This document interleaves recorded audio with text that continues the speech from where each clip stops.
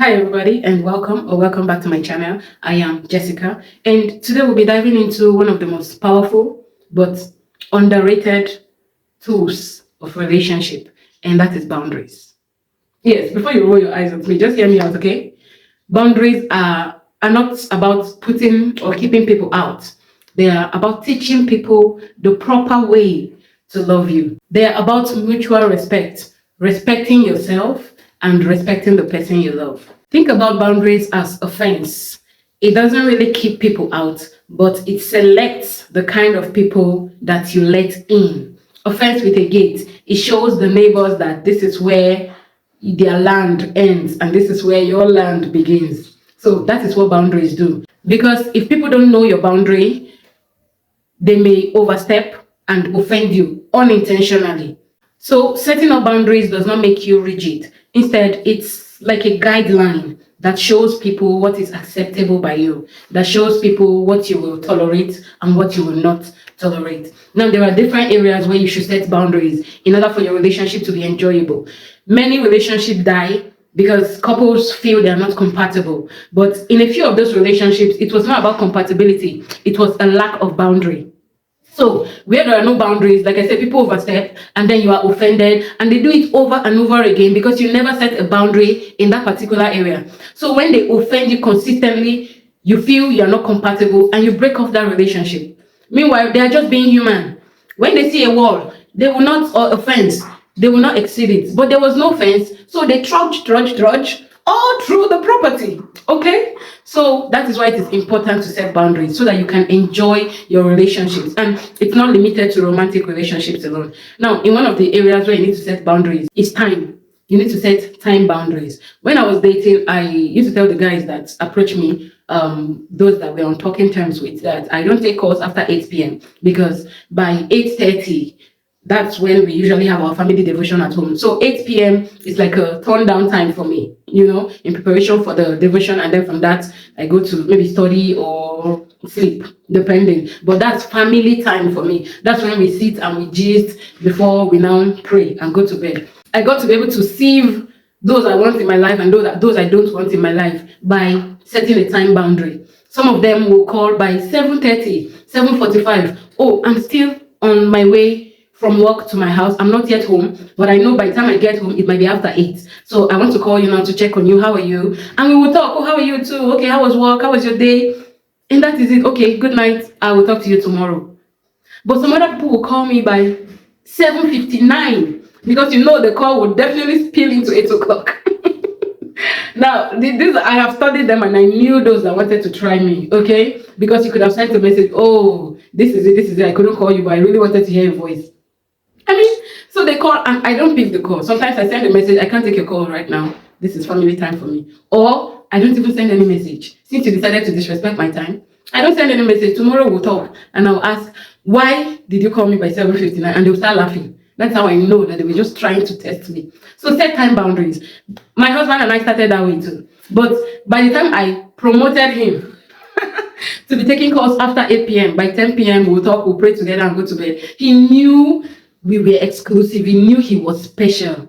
So somehow, in order to maintain your respect and to make your significant other feel special, you need to set time boundaries so that when he is promoted from that time boundary, he will know that, yes, I am the man. You understand what I'm trying to say? So set time boundaries, okay, so that people don't overexceed, they don't encroach into your family time and so on and so forth. And that applies even in marriage too. You need to set time boundaries.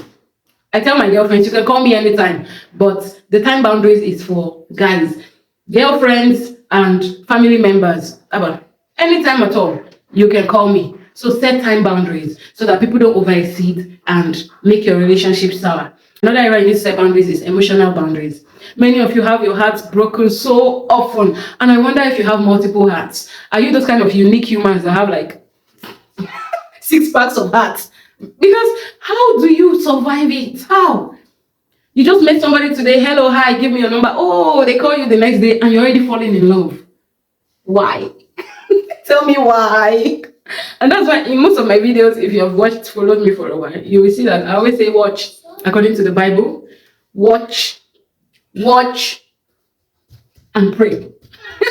So in your relationships, be objective first of all. Until you see that this person meets with your values, they meet with your expectations for marriage, then you will allow the heart to fall. If your heart starts falling first, please hold the heart. Tell your heart, please hold on. I still have some analysis to do. Then, when you're done with your analysis, what are you running to and fro? What are you looking for?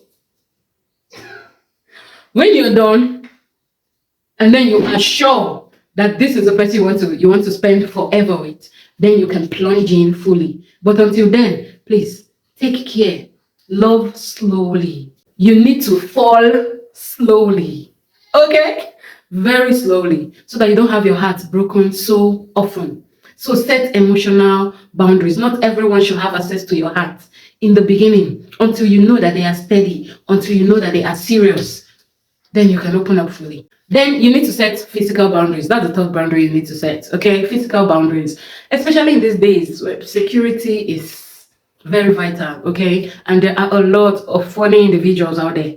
So you need to set certain boundaries. Why are you going to spend the night with a guy you barely know? First date.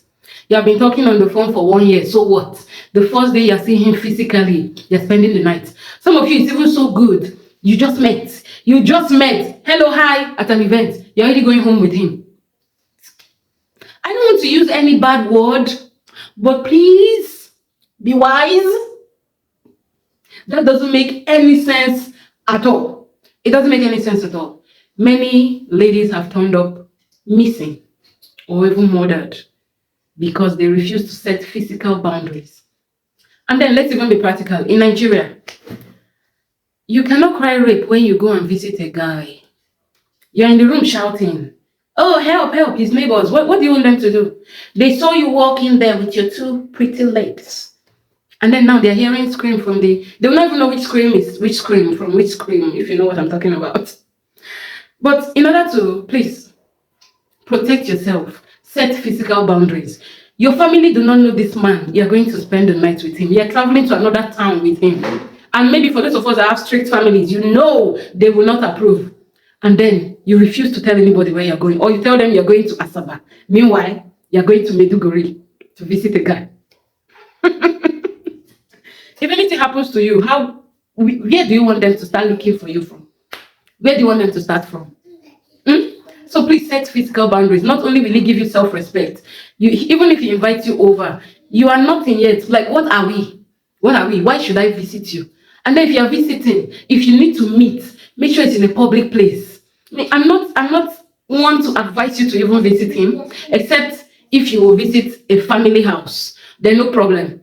Then you can visit. But personally, you can say whatever you will. But personally, I will not advise you to visit if he is alone.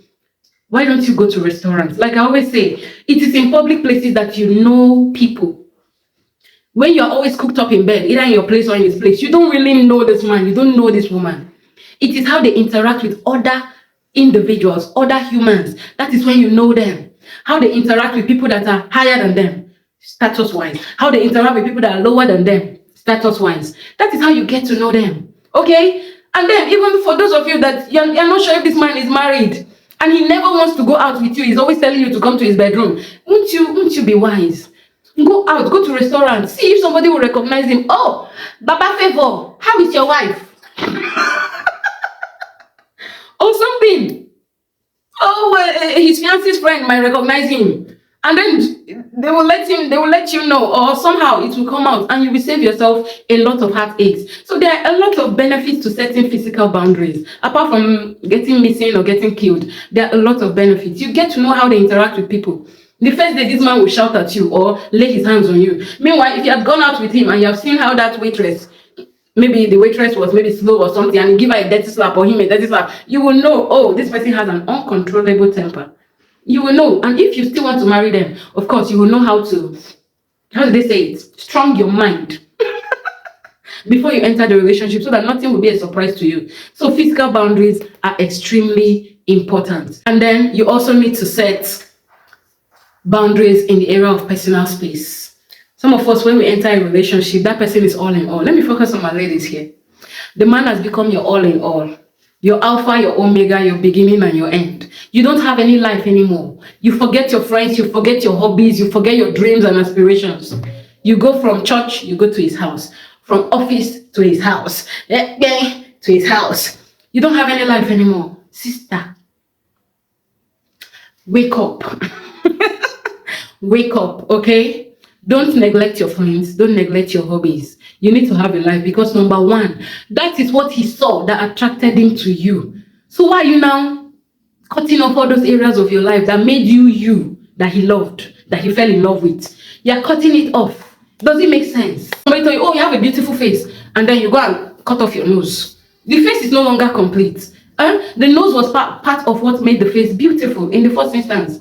So please don't end your life just because you found that man or because that man is in your life. Continue with your life. And another reason why you need to continue with your life is that you don't want him to be too bored. Okay? If a man ever tells you he needs space, if a man ever tells you he needs space, sister, you should feel insulted. Because it means you have made yourself too available to him. I don't advocate being too available to a man before marriage. You know why? Because in marriage, guess who is living and packing to his house? He's not packing to your house. You're the one going to your father's house, packing everything and moving to his house forever and ever. If you ever travel out of your joint house now, it will be for visitation. If you ever go to visit your sister, it's visit. If you ever go to visit your parents, it's visit. Both of you will calculate how much time you will spend there and when you will return. So why not enjoy your singlehood? Okay, you have a few months to marriage, you're already living with him. Personal space. It gives you self-respect. And it creates that sense of suspense. That man will see you finish before marriage. Some of you, they don't see you finish and they never even marry. Okay? So where is the suspense? What is he looking forward to? What? So set boundaries in the area of personal space, okay? You will have some respect. He will respect you more, okay? And then he will not be tired of you. If a man has ever told you that he needs space, my sister, withdraw and adjust your attitude. He should not be tired of you before marriage. Like, why? Why? It should be an insult to you. So don't be too available. Maintain your hobbies. After office, don't you have an hobby? Don't you, even if you're not an outdoorsy person, don't you have novels to read? I didn't used to go out a lot, but I have my stack of novels and then the audio ones. Come on, keep yourself busy. Develop yourself. If you don't have any hobby, develop one. If you don't want to develop one, go and do online studies. It's not everything that happens. You just call the guy. Everything, I have headache. Mosquito beats me. Then hello. You're always, he doesn't. Don't be too available. Keep your personal space because soon you will not have it. In marriage, you will not have that personal space. You will have shared spaces or allowed spaces. You will have the space that your partner allow you to have. And then when children come into the picture, say goodbye to even the allowed space. Because even if your partner allows you some space, your children will suck it all up. So enjoy your singlehood. Okay? Boundaries are not bad. Boundaries make your relationship sweet. Boundaries make your relationship last longer. A relationship cannot last long when there is no respect. And one of the ways to have mutual respect is by setting boundaries. Okay, like I said earlier, if you don't set boundaries, humans don't know where to stop. They will overdo. And then your relationship will become sour. So set boundaries so that you will avoid chaos in your relationship. Okay? Boundaries preserve love. Just see it that way. Boundaries preserve love. And it makes your relationship to last longer. If this has blessed you, give us a like. Share with people you know this video will be valuable to. And if you'd like to see more of such wholesome relationship content, then please do subscribe and I will see you in another video. Remember to involve the Holy Spirit in all of your decision making because when you do, you will have little or no mistakes. See you.